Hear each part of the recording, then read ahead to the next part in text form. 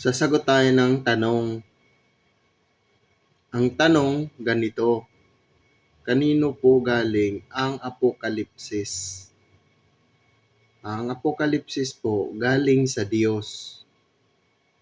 Sa Diyos po galing ang Apokalipsis. Ibinigay niya kay Jesucristo doon sa kanyang anak upang ipahayag naman sa kanyang mga alipin tulad ni Apostol Juan at ng anghel ng Diyos.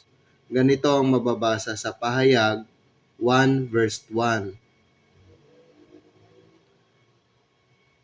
Ang Apokalipsis ni Jesucristo na ibinigay ng Diyos sa Kaniya upang ipahayag sa Kanyang mga alipin.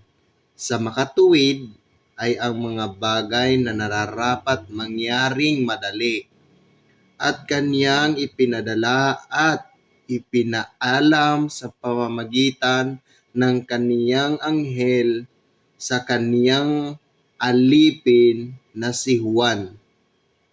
Kaya yung tanong nyo, kanino po galing ang Apokalipsis? Sa Diyos po galing ang Apokalipsis. Ibinigay niya kay Jesucristo. Kaya hanggang dito na lang. Ingat po.